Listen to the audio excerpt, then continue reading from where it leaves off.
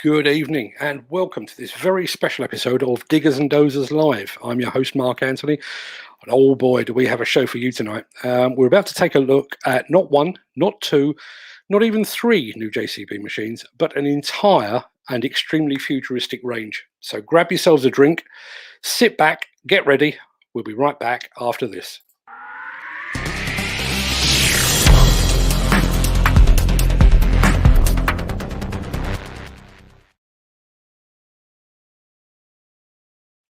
Now, you have to forgive me if I look a bit more flustered than usual. Under normal circumstances, I usually attend a physical machine launch or press conference, and then I have several days and sometimes even several weeks in which to gather my thoughts and to make sense of what I've just seen. Today, I didn't get that luxury.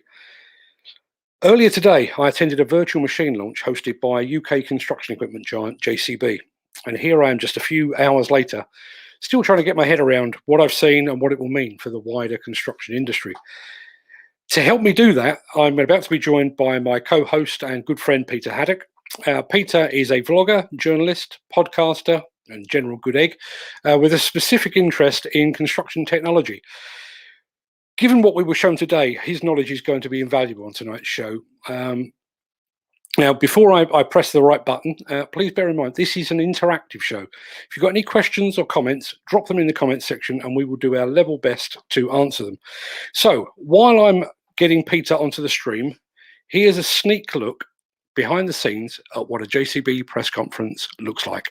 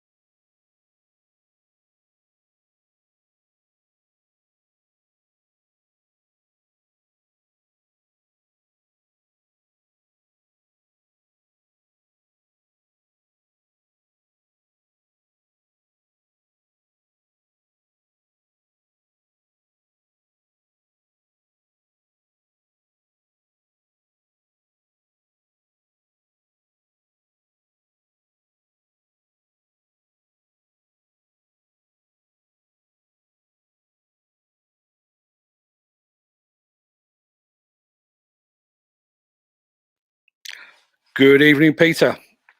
Good evening, Mark. How are you? And first of all, before you say anything, thanks for the cap. Sending it. It's normally very smart. It looks too.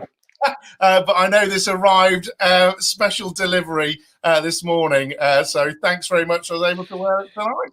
You see, you're dispelling the idea that these shows are just thrown together. You know, there was actually planning went into this. Indeed, there was, and it was. No, absolutely. Thanks very much. Now, if it wasn't immediately obvious from our very quickly prepared video, all of those new machines are electric powered, which further underlines JCB's commitment to reducing emissions and making construction equipment cleaner and quieter to operate. As JCB explained at length today, this event was the latest stop on their road to zero emissions. Before we got into the details, Peter, what did you make of the launch today? Well, I think what was really interesting, Mark, is I've seen quite a few of these launches now and also been to quite a few events and even hosted like you're hosting today. But what was really interesting about this and what I could see is how much effort was put into the press launch, but also how JCB recognizes that people want to hear from the experts. I don't want PowerPoint presentations, Mark. I don't want anything like that. I want to listen to the people that were involved in making these products. And I can see then how refreshing it is to hear from them. So, you know, quickly taking you through, we had John Kavanagh who opened up the event and also managed the live questions. That's great. That's an individual there who has taken control of the whole process.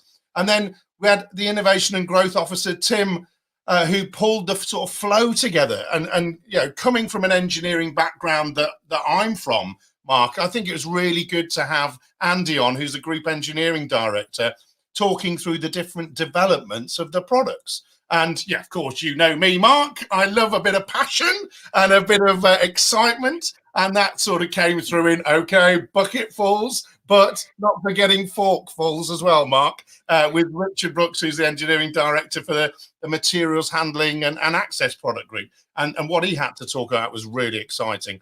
But for me, what really grabbed me was Bob, who we've got coming on, is a person I really wanted to hear from, Mark, because he's got a role of actually pulling all of those products together, because he's the product innovation director who's in charge of making sure we've got power into these products. So, you know, Bob kindly also answered one of my questions on telematics. And, you know, I love a bit of technology and telematics data to understand that JCB, through its live link, can actually pull information from those machines. I won't get into too much detail on that now because I really want to quiz Bob on it. But of course, Mark, you couldn't end the launch without hearing not about electric, I might add, but about my next favorite thing, which is hydrogen. And obviously, earlier in the year, JCB sent a press release out. It's been a real focus project for Lord Bamford himself,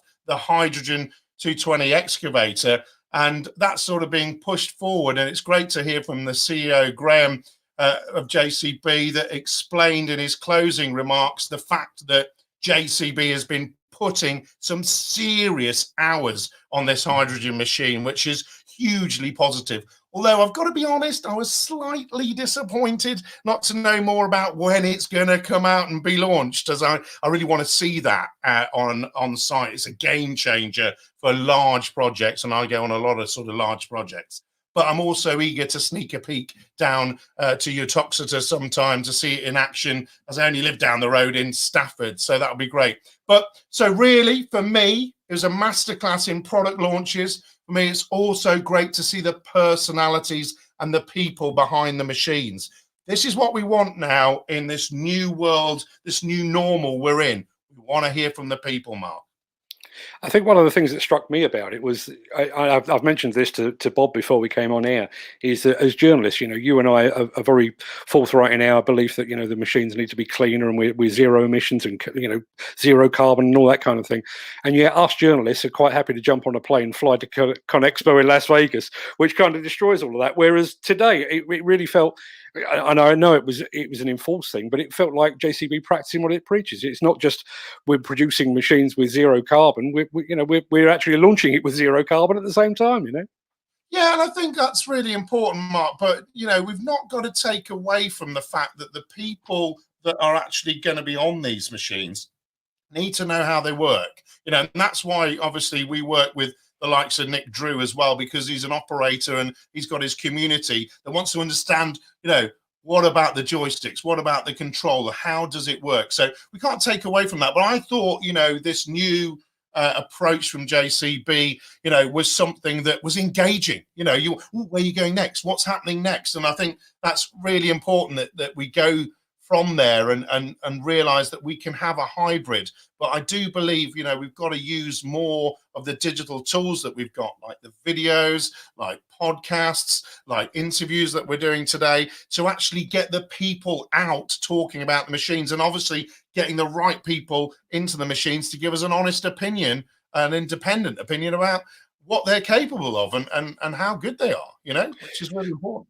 Yeah, it's interesting you should mention Nick Drew. Good evening, Nick. He's actually watching live as we speak from Digger's Digs. Now, for me, one of the key takeaways on this was the fact that JCB just seems to be going all in. I know you've mentioned the hydrogen, but they seem to be going all in on electric power. Now, you and I certainly at ConExpo, previous plant works at Balmer, we've seen other manufacturers introducing sort of single machines or prototype machines, but JCB is the first mainstream manufacturer to put in place a full range. That's got to be a significant step, hasn't it?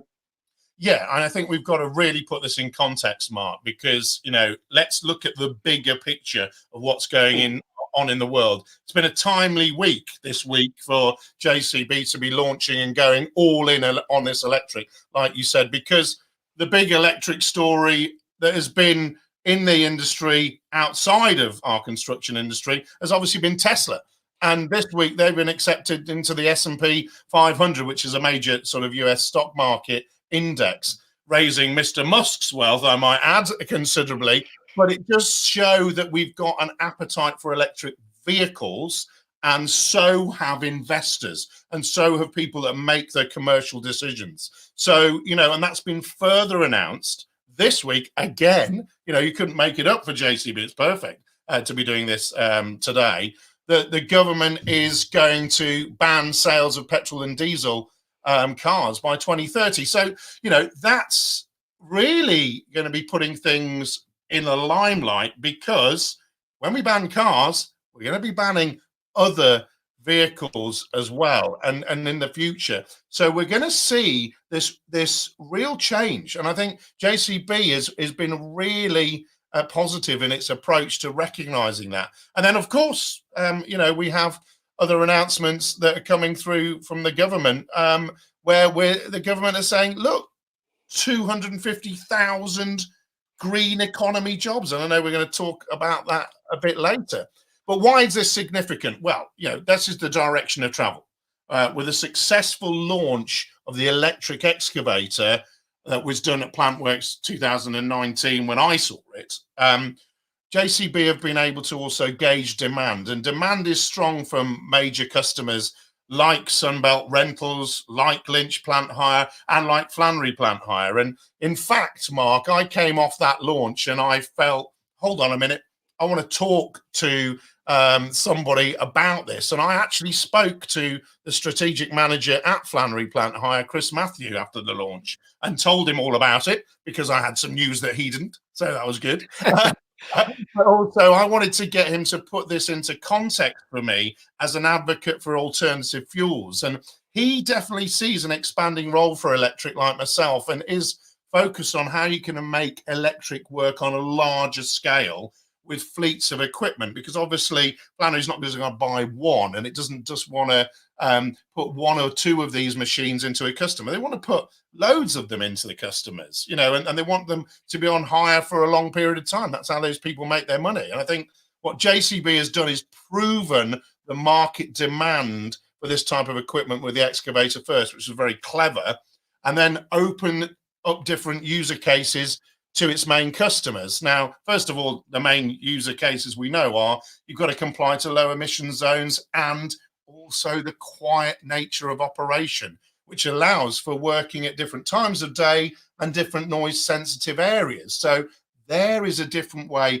of working better. So the big issue when electric was first launched, as well as with cars, is the kind of range anxiety. And what really strong today was hammered home again and again and again by JCB is the fact that this range of equipment has a battery life for the whole shift. It's not just a few hours, folks. It's the whole shift, the whole day. So you're not going to have that range anxiety. And I think, again, not to spoil Bob's thunder later on, but also they've got the charging solutions that go with it. We're not just saying, buy an electric excavator, see you later. We're saying there are the charging solutions to boost that, to charge it overnight, to give it that extra power and that faster charge that we see why Tesla has been so successful, the supercharged network, for example. And, I think also the final bit for me on this is, with the new range, what an excellent time to do it as we strive to build back better and bring in innovation, Mark. No, absolutely. Well, I tell you what, you're throwing my order out all over the show, but you always do that. So, given the fact that you've mentioned Bob a few times, let's bring him on the show and get him to tell us a bit more about what he was talking about today. Good evening, Bob. Hello, guys. Hello. Thanks ever so much for joining us, Bob. Obviously, Peter's just been singing your praises, and one of the things that struck me and obviously struck Peter is this need. We all talk about electric power and everything else, but you've got to get that electric power in the machine in the first place, and that was a key part of your presentation today. For those that obviously weren't involved in the press conference, what were the two products that you introduced, and just tell us a bit more about that. Well, that aspect, there were complementary products. Getting the power into the machine, it's crucial. We majored a great deal about the efficiency of the machine, so you actually minimize the amount of energy that's needed in the machine to do a full day shift. But what we've learned when we seeded the first mini electric minis a couple of years ago that actually customers had to get used to not carrying a jerry can of diesel, on the trail or whatever to refuel, but they had to make provision to recharge the machines wherever they worked them. And so there were the two specific products that we launched today and announced to you guys. One was a high power universal charger. So the universal charger is excellent for charging from 3-phase. The power has to be there, but when you plug this thing into 3-phase, all the products that we envisage can be charged by that machine. It's a simple, straightforward job, and it'll power the things and charge them at a heck of a rate, such that even the largest machines we're doing a little over two hours from 0 to 100%. The fact of the matter is, we took the decision right at the start that all the machines should have an onboard charger, which is good for opportunity charging. So the operator can charge around the job site with his onboard charger, and that's limited. It's generally limited to the single phase that he can plug to, and consequently they'll charge about 3 kilowatts. But the universal charger that can give it the fast charge of the machines can really whack the charge in, and rather than perhaps waiting for 6-8 hours charging at 110 volts on the site, the universal charge can really accelerate it and exactly what the customer wants on the site, fast recharge of the machine. There was a second complementary product I talked about today, the Jcb Power Pack. So we conceived this really as a zero emissions generator. It emulates a generator. The one that was on the stage today it's a 10 kVA generator, but it isn't. It's just it's a whacking great battery pack that's totally silent, zero emissions, and reusable energy, absolutely clean and silent. And it's perfect for transportable energy, so it can be used in conjunction with an electric machine, and you could plug the electric machine into that to recharge. But it could be just as easily charging up the site office. It could be doing site lighting or whatever. And it's absolutely adaptable and flexible, and just brings this silent power. And in fact, you could use it in conjunction with a Jcb generator set, and all of a sudden you've got the hybrid arrangement. So if you use it primarily, the power is coming out of the power pack, and yet if it's needed, then the generator can come in, and just when it's needed, it can recharge and reset the system and massively reduce the fueling bills for the site and improve the CO2 footprint generally. That's fantastic. And your timing there was absolutely spot on. And we've had a question here from Sean Grattan. Good evening, Sean. All for going electric. Fast charging. What if it's in the middle of a field and it's getting low and the nearest point is 10 miles away? I think you've just answered that with the power pack, haven't you? Yeah, the Jcb Power Packs are ideal for that. Yeah, absolutely. And of course, it's clean and silent. And another question here from our regular guest, regular viewer, should I say, Ken Hatcher. How many kilowatts is the charger? It's 415 volts at 32 amps. It's 22 kilowatts from memory. Yeah. Fantastic. And another comment here from Malcolm Dyke. Great new products. You can bask in your own glory there, Bob. I totally agree with him. But yeah. Now I know Peter's got a few questions for you. So Peter, you're back on the stream. Far away. Yeah, Bob, I mean, one of the things for me and one of the things that fleet owners in particular and more people in general want to know is data on the machine's performance, how machines are being operated, when are they being operated, what's their health look like, and in particular, we want to see that kind of data, the plant hire community, or if you're on a project, which is remotely working. And I think for me, it's that live link to the machines. How does that differ, and how is that going to benefit people that actually invest in say a fleet, or a collection, as it were, of the electric machines? What extra happens with LiveLink? Well, LiveLink has kind of morphed since we're introduced to it. I mean, it's like, it's damn near 10 years ago since we launched LiveLink. And actually the kind of opportunities for using it are just manifold. When we designed the electric machines, as far as ever possible, we wanted the experience just to be just like any other digger, but delightful. The refined, quiet, so powerful machine. And the only difference, we always used to say, well, you haven't got a fuel gauge on there, mister. You've got an indicator that shows state of charge of the battery. Absolutely crucial.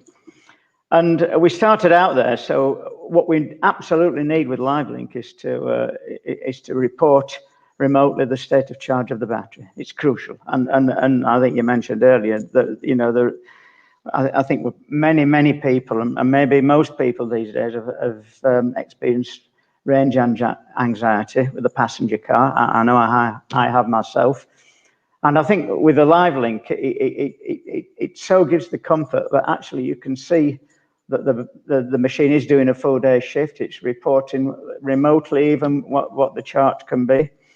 Beyond that, LiveLink we use around the serviceability of machines. One aspect about the electric machines is kind of no service there. There's virtually zero maintenance machines in most respects. So some of the features that we may well have on the diesel-powered LiveLink are no longer necessary. There's not a water and fuel indicator, for example, low coolant level. So largely, LiveLink is all about hours in the day, duty cycle, and state of charge of the electric machine. And I guess for me, Bob, you can potentially set up alerts that go into that fleet manager to say that end of day, the machine is parked up in the geo fence that you've got, but it hasn't been plugged in properly. Yeah, there's a classic one. There is exactly that. There's another one, but I mean, it's still happening, but in the early life, people would leave the machines keyed on. They kind of walked away. They didn't realize they're running. They're virtually silent, and consequently, the machine's left running, which isn't good. There's the to-go system, so there's all the safety aspects of the machine that absolutely make the safety aspects. But it's, as you'd expect, it's not such a good thing. And the LiveLink within the geofence, because let's be honest, LiveLink was conceived to a large degree driven by the security requirements and understanding where your machine is. But he'll say, look, if the machine's keyed on at midnight local time, well, then actually you'll send an alert. Why is your machine keyed on? Was it an accident? So little tweaks like that, and that's the learning journey that we've been going on, and it started a new direction of the learning journey when we put LiveLink on the electric machine at point of development, frankly. When we were putting seeding machines with customers. I mean, the final one from me, Bob, as well, is obviously I'm really keen, and some of your colleagues mentioned it, because some of these products are for construction and the ag market. I see a future where we have solar panels, where we have small wind turbines, where if we're next to any other source of electric capability, so. Where do we see that sort of the extra battery pack as were coming into play there? Have we got visions of JCB having a little sort of solar panel or a wind turbine setup that can go and charge that battery pack in the field at the same time as well? Or what's going to happen to be able to charge those that are remote? Well, it's very envisageable. I mean, you've got to say we've got really progressive customers. In fact, Tim mentioned it at the press conference this afternoon. And he quite honestly said, some of the farmers, they're maybe the commercially astute farmers, that's been said. And in truth, such an opportunity with their energy balance, and so that they've become solar farmers. They've got if they've got a spare field, that they've got wind. So this whole energy piece, we've got really proactive customers who are making quite clear that they want us to adapt our equipment to engage with that that energy cycle. And it's not just farmers, because we've seen this progressive for many years now with farmers looking at alternative fuels and using generating their own electricity or whatever on site.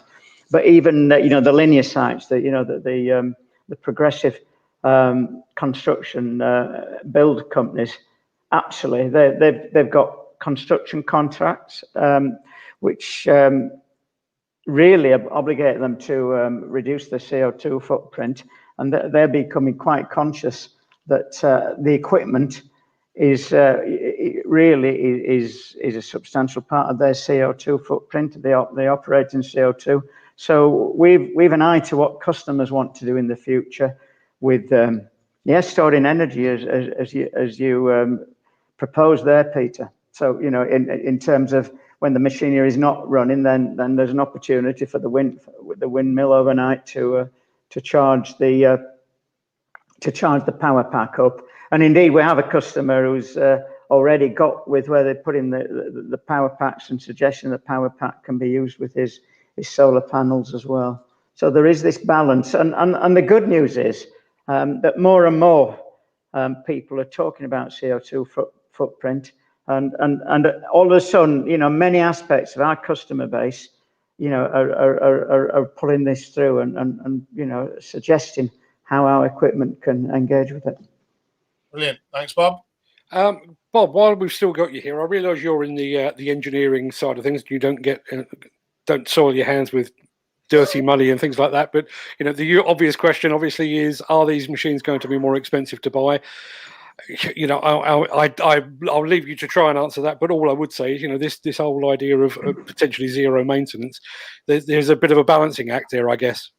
Well, the engineers who specify the machines have really got they've got a large part to play in specifying the cost of the machines. So occasionally we have to talk about pound notes when we're designing diggers. In fact, frankly, we obsess about it. But it's not only the piece cost of the machine, but it's the operating cost, the life in service cost.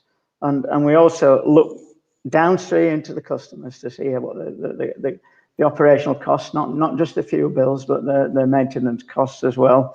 And we've got to take the whole piece. This is capital equipment. So we're not doing passenger cars, we're not doing, the Musk, where he gets a really sexy looking car and there's a great deal of emotion in buying a car that goes much faster than you can legally go, but it's got a lovely screen and this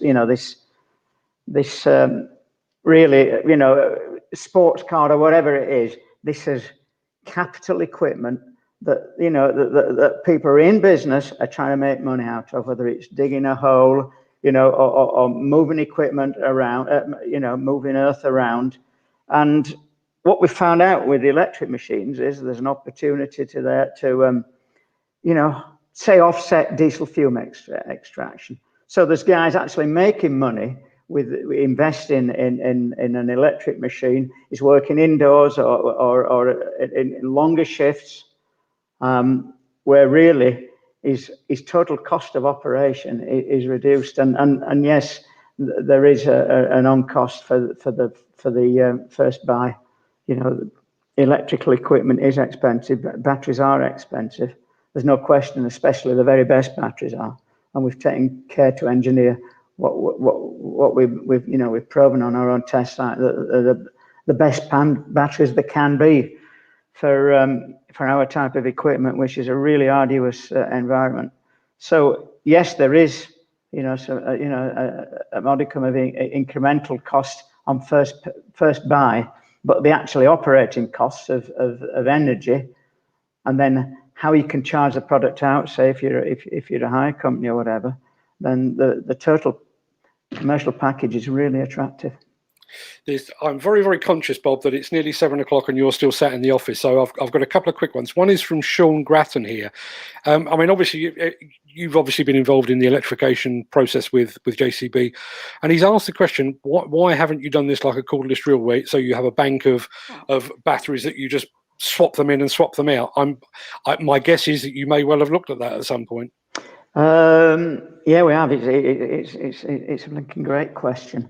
Yes, we have looked at it, and we could well have gone down that way. And when we talked about one machine today, I think we talked about 7 different products today, and one of them, the Teletruck, which is substantially, it's a forward reach forklift. It's got some unique features that really take us into new markets. But in some respects, forklift trucks are used to being working as electrified products for some years, and there is custom and practice that they would quite like to swap out batteries. So we did that with that machine. However, what we found out with the electrical machines is that the lithium-powered machines, all the new earth movers, the diggers, is that actually there's no need to have the tradesman's drill where you bang one in and bang one out. The machines will do the full day shift. So it is a consideration, and we've got to the point that you don't need the capital investment of doubling up on battery costs. One pack will do the job, and that's where we are, especially when you have got the fallback of one opportunity charging with the onboard charger built in the machine. So, cordless tools don't have an onboard charger in them. And 2, you've got the fast charger as well. So, but it really is an interesting question, and we've got to the point. Do you know what? We did the right thing with just having the single embedded battery, which has this other feature, which you had discussed with customers as well, that actually there's the security benefits it's give, because you'd have to hack a machine fairly badly to withdraw the batteries, which frankly they have got, they've got pilfering value, which is sad, but we do know how there is theft around sites and such like. So I know customers told us to make them as secure as ever possible. Absolutely. I've got one final question. One of the terms that you used today, and I think a couple of your colleagues used as well, is this idea of maintenance free. And now, I realise these machines are on wheels and tracks, so we're not talking entirely maintenance free. But that will be good news for customers. But what does that mean for dealers? Dealers that's kind of part of their livelihood right there, isn't it? Well, that's a good question. It is part of their livelihood, but everything's changing.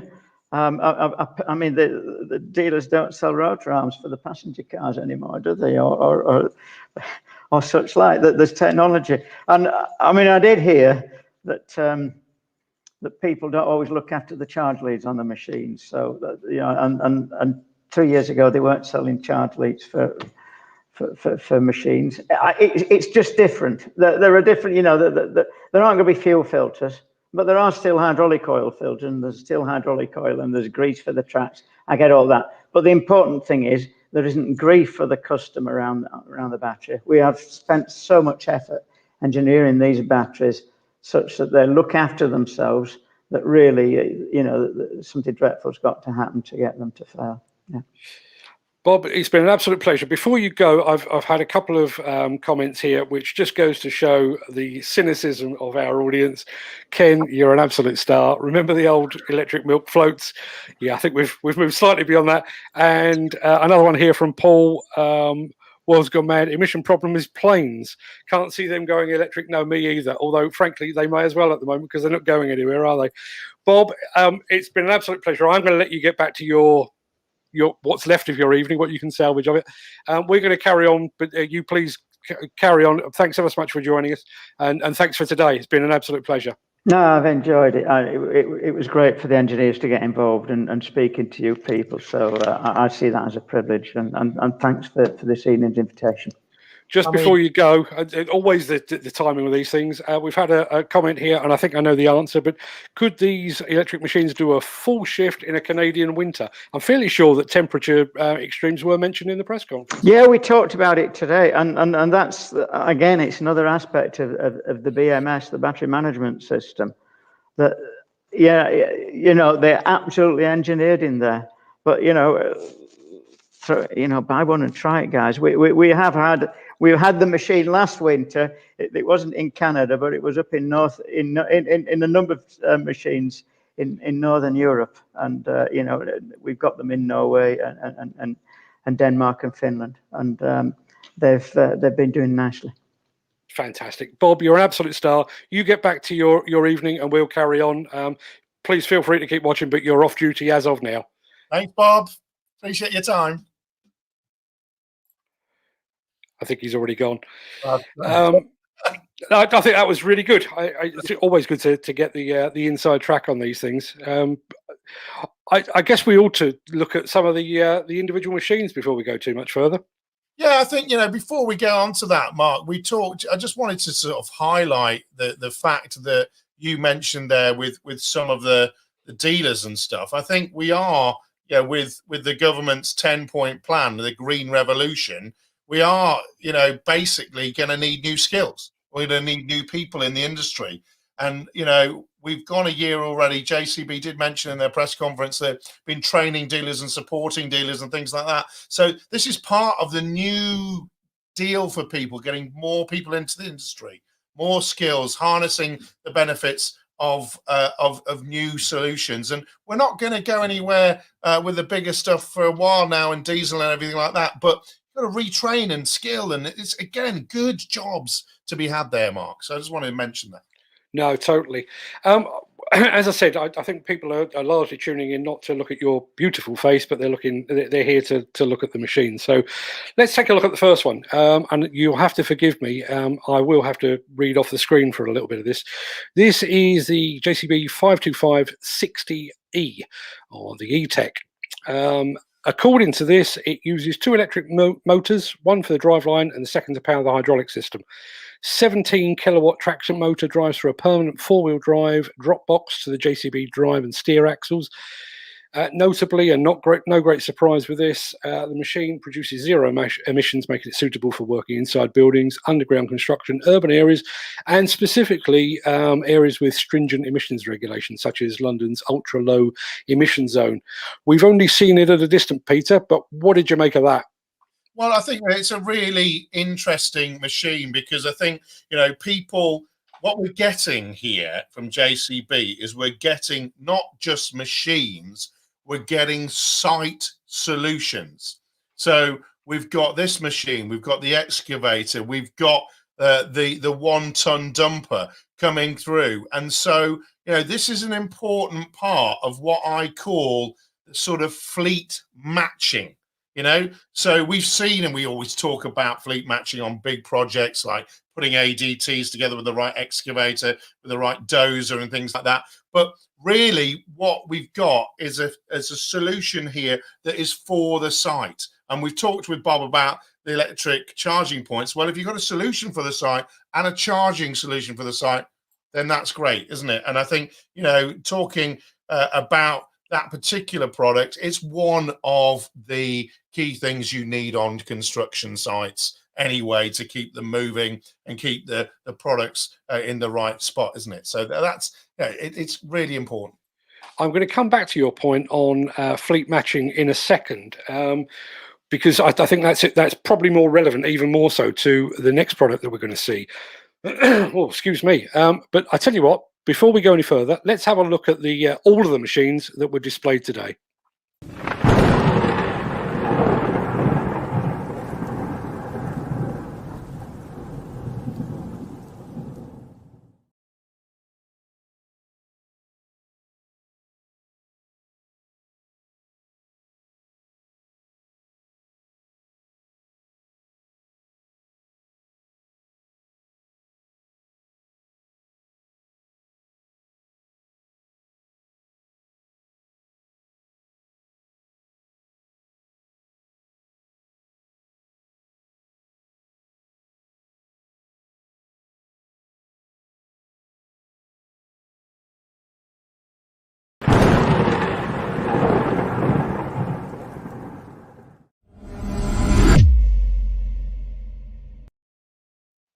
Thrown together with a moment's notice. Now, I think the telehandler will probably be the machine that grabs the headlines. But going back to your fleet matching thing, I think one of the things that stood out for me is the fact was the dumper, the 1-ton dumper, partly because it shows JCB continuing to push the dumper envelope, but also it now gives rental fleet operators, for example, an opportunity to match an all-electric mini excavator with an all-electric dumper from the same mainstream manufacturer. That's as you've just alluded, that's a big step forward, isn't it?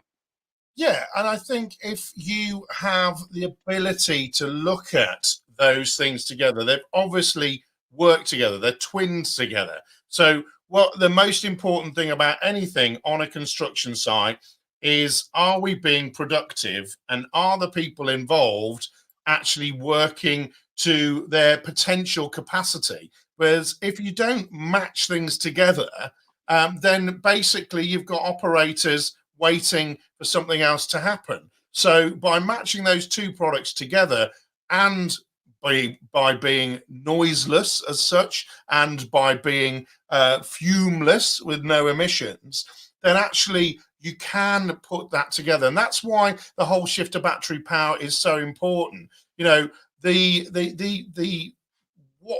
thing that I really liked, and when you saw it there, was the context of actually how those units can just sit there next to the battery power packs as well, which is really great. And I think, you know, now you're starting to see it's not just a one-off excavator.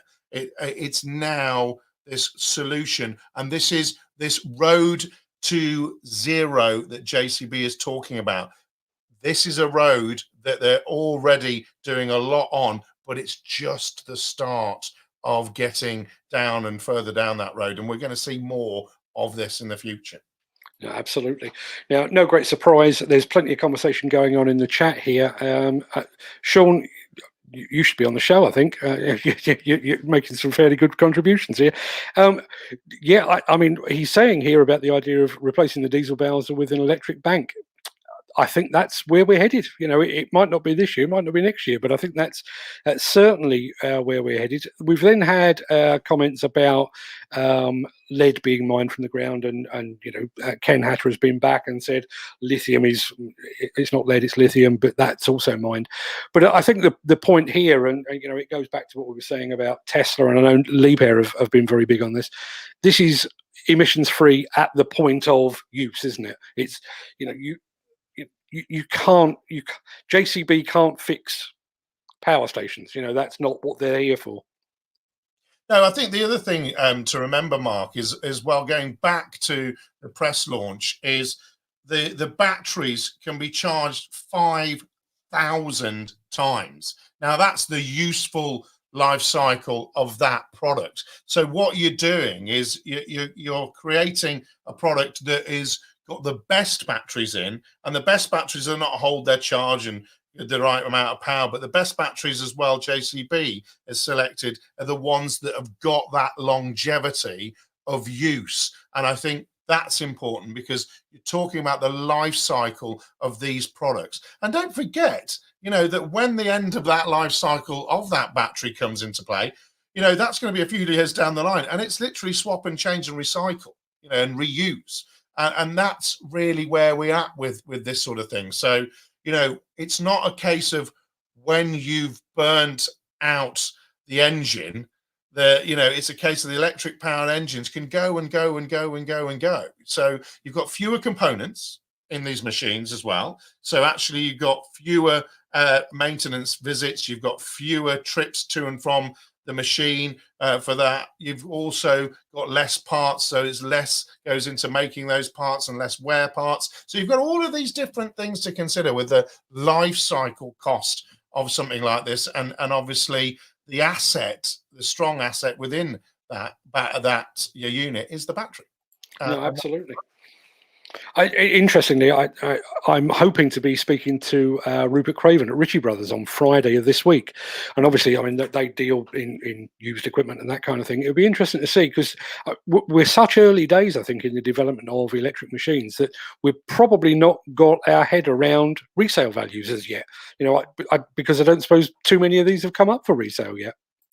No, I think you're right, and I think, you know, and why would they? Because they're really got that longevity in them. But inevitably they are going to be sold, and I think that's where things like inspection processes for that used piece of equipment and the understanding for the buyer comes in. And I know Ritchie Brothers do a lot of stuff on inspection detail and information. And they're going to probably have to look at testing those batteries as well. But for me, that's where the live link data comes in, because when we're collecting data on usage and data on the health of machines like that, that can come with the machine. It's a bit like your service history, really. And so I think that that's going to be really valuable. And JCB will have that data because these are connected assets after all. Very much so. I've got a bunch more questions here, but we've had a long old comment here from Oliver Guns. I think JCB are bang on the mark. I'm sure they'll be delighted to hear that. Won't suit all applications. You're probably right, certainly at this point in time. Be interested to see if they go down the hybrid route for the bigger machines. Hybrid, hydrogen, high. I actually don't know the answer to that. Showing my age slightly there. I think it's worth pointing out at this point that none of these products is actually a first. I wrote about JCB's ability to take a proven concept and refine and perfect and hone it just a few years ago, and that's really what they've done here. There's already electric mini excavators on the market, electric dumpers, electric telehandlers.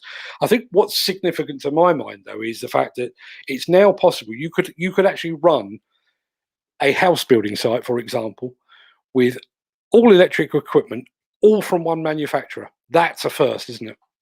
Yeah, and I think, Mark, when you're looking at this is really important, because we in the UK are a very different marketplace to elsewhere in Europe, for example, because we have a strong plant hire industry. And so people are hiring this equipment. So again, when I spoke to Chris from Flannery earlier today, he's wanting to deliver solutions to his customers. So, he doesn't want to hire onesie twosies, but perhaps for different things. He wants to hire solutions to the customers. And so if he can have a fleet that works together, that matches together, that's going to be really strong for him. And also there's going to be that trust within the customer piece. And this is all about also making sure that you've got a level of assets out there so you can monitor their performance, you can monitor their applications. And again, JCB LiveLink has got a lot of that in there.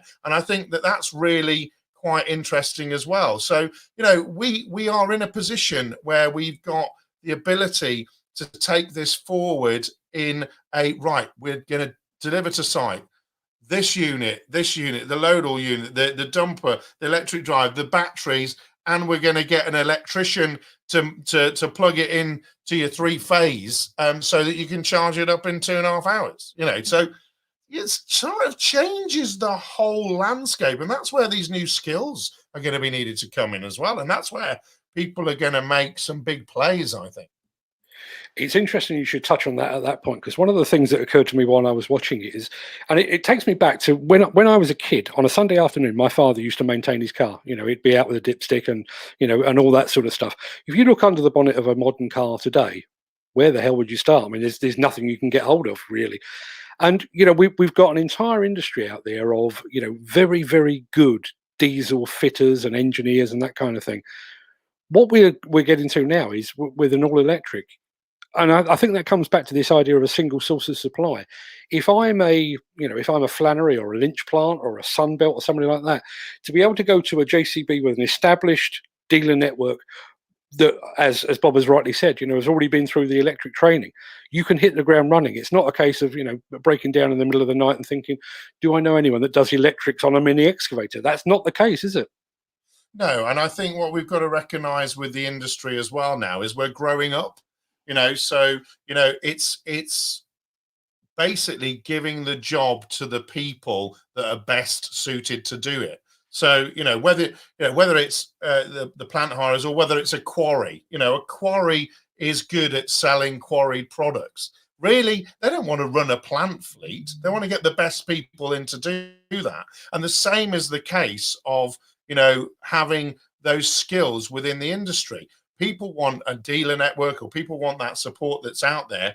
And actually, the great thing, again, that people don't realize is the telemetry systems. I know I'm harping on about this tonight, but the telemetry systems are there to pre-warn people as to what's going to happen. So you might get an engineer coming to site letting you know I'm coming to site today because I've got to fix a fault that's coming into your machine, and if we don't fix it within the next 2 weeks, it might cause you some downtime. It's about 98, 99% uptime.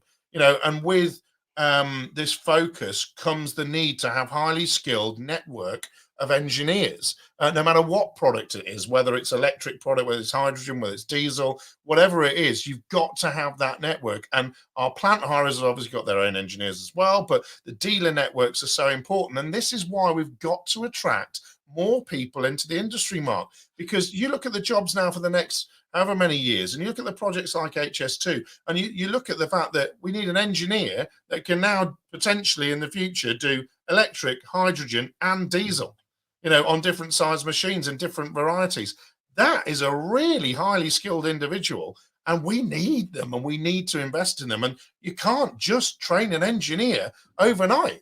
It just doesn't happen. So, we're potentially building ourselves some trouble here, but we know that vision's out there to get that electric support already, and JCB has already made that, Mark, and other people will be doing it. But it's not going to go away. This is a revolution that's starting to build. It's starting to become clearer that it is actually going to work, and they're going to work properly. And therefore, we've got to invest in all the different aspects. And therefore, for JCB, they've gone all out there, pretty much like I said at the start with the Tesla model. They've got everything. They've got the machines, they've got the charging, they've got the dealer network, they've got the support. So really, for me, that's great. And now we want to see sort of technologies come on, Mark, for the excavators. I want to see electric machine control, mate. Absolutely. Now, I'm starting to sense that you're actually on some sort of commission with JCB LiveLink, so I'm going to move on. One of the things that JCB was very keen to highlight was this whole idea of their road to zero emissions. That road didn't start here. In fact, it started way, way back in 2019, before the entire world went completely bloody mad. Our mate Nick Drew of the Digger Man blog was one of the first to get behind the levers of what was then the brand new E-Tech mini excavator. Let's have a look at what Nick had to think about it. He's talking to some guy that I'm fairly sure you recognise. So unfortunately the rain has come back at Plantworks, but guess who I found? It's Nick Drew from the Earth Movers Diggerman blog, and Nick has gone JCB Electric. Nick, I say here you tried out this new electric JCB just earlier last week, was it? Yes, I did. I was lucky enough to get the opportunity to go into the JCB quarry where they had quite a number of these new machines, and to be honest, I was a little bit sceptical to start with. Yeah. But after 10 minutes on it, I was absolutely amazed how good it is. It's a really good machine. I mean, you're talking electric, so you've not got that noise from diesel.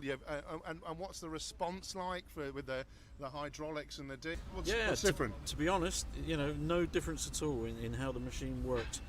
Obviously, just totally noiseless, basically. Just a few whistles and that was it. It was very nice, especially when I compared it to the diesel version. The noise difference was unbelievable, to be quite honest. So yeah, I see a big future for these things now.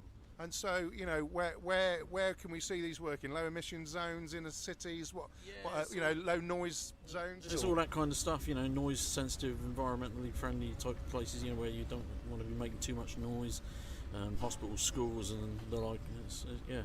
And also there's the other thing, working at night time, utilities contractors working in the roads doing all kinds of breakages and stuff like that. This machine can work there, no noise at all. It's really good. So that's Nick Drew in the rain at Plantworks, but really it's a change for the industry, this, which we're going to see more of, I'm sure, in the future. It's fully electric excavation like this is actually going to be the future. So let's look out, and Nick will keep us a piece of the next innovations in electrics. Absolutely, I look forward to it. Thanks, Nick. See you again.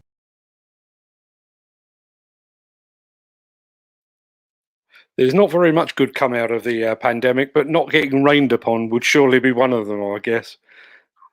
That's the thing, Mark. What I really want to see is Nick on these machines, and giving them, the full works of a real site application. And I think that's the really important part. And I think, you know, we've got some operators on the feed tonight, and I think it's all well and good for us to chat about these things, but it's their products, it's for their applications, and I really want to see Nick in action with the latest stuff. And I think I would be quite happy if I was him to be in the rain with the new JCB version of the electric, because it's got a full cab and it's got all the heaters and all the gubbins to go with it. But actually, he'll probably chuck me outside again to do the interview. So with social distance even more. Fantastic, Peter. Look, I as I said to Bob, you've been an absolute star tonight. We're still getting comments coming. Ken Hatcher wants to have a go in the machine, don't we all? Hopefully, our time will come. Good comment here from Dan Edwards. Time to increase the basic salary for an engineer. From your lips to God's ears, sir. Getting fitters is a problem. Yeah, I'm sure it is, Gerard. That's, as Peter was saying, you know, that's one of the drives for upskilling and you know, bringing new people into the industry. And I think, before I do let you go, finally, Peter, I think that's one of the other things. We keep talking about bringing young people in. What we're talking about here is not dirty old diesel and, you know, and that kind of thing. You know, we're talking about high-tech products. You know, if ever there was a time for an engineer to join this industry, now would be the time, because you are talking about real tech, as you said, you know, with LiveLink and you know, electric power, hydrogen power. You know, these guys could potentially be at the cutting edge and could quite easily do, as Bob has done, 38 years with a single company and constantly driving forward. Yeah, they can. And Mark, you know, the construction industry, yes, let's not put a huge, wonderful gloss on it. You still got to go on site, and you still got to get your hands dirty, and you still got to do the job. But there are so many opportunities coming through in this construction industry. You have people in manufacturing that are losing their jobs. You have people in the sort of hospitality industries that can switch out. We need these people, you know, and this is a people industry. If you're a people person, or if you're a real focused tunnel vision person, that's the kind of people we need, because we've got to keep all of this equipment moving. We've got to keep our industry moving, and we are in the boom times for the big major infrastructure projects, Mark. There's millions and billions, in fact, being poured into the industry, but we've got to make sure we can keep everything moving. I can't believe that somebody talking about mini excavators has just referred to boom times. That's just the worst pun I think I've ever heard. Peter, as ever, your input has been invaluable. I'm going to let you get back to your family for the evening. I've got a couple of bits and pieces to take care of before I go, but you've been an absolute star. Thanks for being here. And thanks for having me, Mark. Look, what a great experience that was. JCB's first ever online press conference. First one I've been ever invited to. First JCB cap I've ever had, Mark. And, you know, it's been a pleasure to talk to you. And thanks very much for getting Bob on as well. That's been absolutely brilliant. Fantastic. I'm going to be talking more about hats in a second, but I'm going to let you go. All right, mate. Cheers. So it's back to me. Before I sign off, we've got a bit of outstanding business and some forthcoming business to take care of. For those of you that were here during our last Diggers and Dozers Live, I promised to give away a JCB hat, very similar to the one I'm wearing, to the person that guessed how many different hats I wore during that episode. If you weren't watching, that will probably sound very confusing, but I switched hats and didn't tell anyone I was doing it. I'm delighted that I can announce the winner or winners tonight. I had a look in our Diggers and Dozers goodie box, which is sat just behind me. It turns out I had not just the one, but two brand new JCB baseball caps in there. So I'm delighted to announce that both Duncan Weeks and Sean Hook will be receiving a JCB hat for correctly guessing that I wore 3 hats during that last broadcast.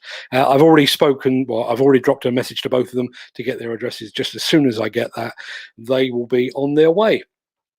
And the giveaways do not end there. On the 25th of November, so that's this time next week, I'm going to be hosting a show. I'm hoping Peter will be able to join us, in which I'm planning to give away a treasure trove of branded goodies from our previous broadcast partners, Bobcat and Lee Pear, who have both been ridiculously generous and given us a bunch of stuff that well, frankly, would be better suited to you people than it would to me. If you'd like to bag yourself some Bobcat or Liebherr merch and anything else I can find while I'm digging around the office, just in time for Christmas, make sure you're here at 6:30 on Wednesday, the 25th of November. That just about wraps it up. I'm going to just throw up a few more messages. Thanks for that, Sean. Cheers, guys. Enjoyed it. I enjoyed it too. Ken Hatcher, where's Nick Drew? Funny you should ask that. He was in the chat right alongside you. I think he's been here all along, maintaining a low profile. Probably sat there wearing a false moustache. I think that just about wraps up tonight. Got a few thank yous to say. Obviously, a big thank you to my co-host Peter, who keeps these things on track and always is good value. To Bob Womersley, who gave up part of his evening when he almost certainly had better things to do than to talk to me. So thanks to you, Bob. Thanks to the team at JCB for allowing us to work with them on this important and very significant product launch. And chiefly, thank you to you. Everyone that's taken part, left comments, that's watched, viewed, shared, liked, whatever else it is that you do online. Really appreciate you being here. We'll be seeing you again on Diggers and Dozers Live in 7 days' time. I'm not online tomorrow, top secret, but I will be back on our Demolition News channel on Friday when my top secret will all become clear. So if you're into excavators, you might want to check that out. But until then, stay safe, look after yourselves, look after your family, your friends, and your colleagues. We will be back. We'll be back on the 25th of November here on Diggers and Dozers Live. And thanks for taking part. And one final comment, I can't let it go. Thanks, Mark. Glad you found it interesting. And on that note, I'm signing off.